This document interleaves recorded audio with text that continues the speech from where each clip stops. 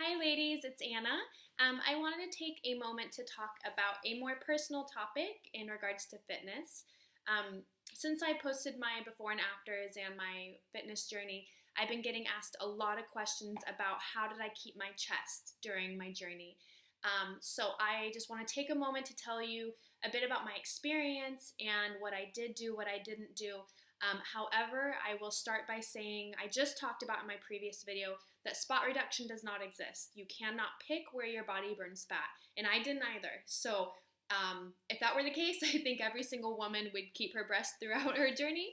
But I didn't do anything in particular, honestly. So, I'm just going to tell you what I did do, and hopefully, it helps you guys and it gives you some clarification on the topic. So, first, I want to start off by telling you that I've always had a big chest.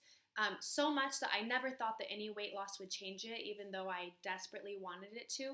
And I'm sure some of you are probably rolling your eyes at me, but let me give you a day of my back pain, and I think you'll soon understand why. If some of you know my journey, I didn't start for my looks. I mean, sure, of course, I wanted a smaller stomach. That was great, but that was not the main focus because I wasn't big enough to where it bothered me that much. I was quite happy with myself, but it was my health that made me need to make a change. So I didn't set out to do anything in particular. As I just wrote in my other blog post, spot reduction does not exist. So I did not do anything in particular. I think that if we could pick and choose where we burn fat from on our body, then every single woman would, keep their breast or pick it and put it in whatever place they want. But unfortunately, that's not the case. So I will tell you what I did. First, I did strength training, and I think this was really important because I wasn't focusing on cardio in the beginning at all. I really didn't do very much. I really wanted to focus on strengthening my body, on toning my body, because this is what will allow my body to burn fat more efficiently for the long run.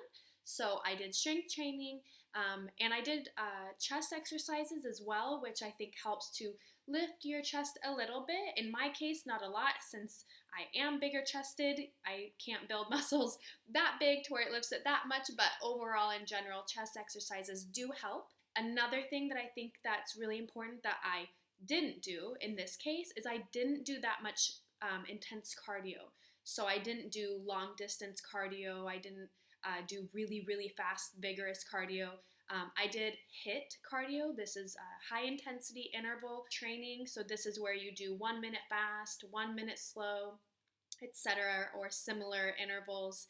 And the reason why I think that this helped in this specific context is because I wasn't jumping up and down vigorously in shaking my chest. And, because your chest is also the skin, the elasticity is affected by how much your body moves. So I think that I was able to retain a lot of my elasticity because I wasn't jumping up and down all the time.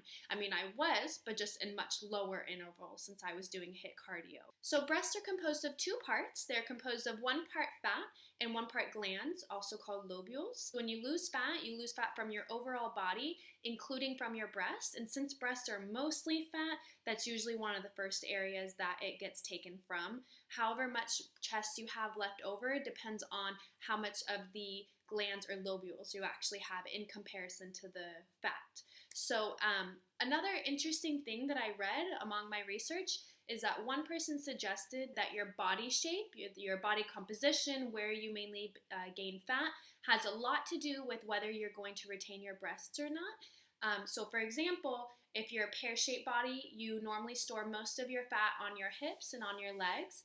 So if you do gain fat in your chest in a time that you've gained weight, when you lose it, you likely are going to lose the fat in your chest and then in your legs last, since that is where your body stores fat. In the other case, it's if you're apple-shaped, which is me. I gain it all in my stomach, all my abdomen, love handles, my chest. So for us, we typically hold on to that the longest, so we don't lose it as much. But one thing that I think is really important is please do not ever let something like your breast size keep you from getting healthy, from losing weight, from eating the right foods. That is the last thing that I would want. This is a reason why you see a lot of professional athletes, women, getting breast enhancement surgeries because they have reduced their body fat percentage so low to a point where they don't have breasts left very much. In that case, I mean, If you want to do something for your body and that makes you happy, I say go for it. No one should be able to tell you what you can or cannot do with your body. If it makes you happy, then you should do it. But if it's to make someone else happy, definitely don't do it. Another thing that is really important in this case is drinking a lot of water, because the amount of water that you drink really helps to improve your skin elasticity. And in this case, for your breasts, you want to really do your best to maintain your skin elasticity. So make sure that you're drinking water. I would suggest to do HIIT above anything aside from the chest topic. HIIT is by far the most effective for you. Strength training. And not everyone's bodies react the same way. I've had people tell me, well, my friend had bigger boobs than you and she lost all of them, so that means you got surgery. No, I'm sorry. There's a lot more to it than that. Not everyone's body reacts the same way. But like I said, do not let breast size keep you from getting healthy. Just focus on strength training, doing HIIT cardio. And just to point out for those that are asking, I was 135 pounds, 24% body fat, and then a 32 triple G.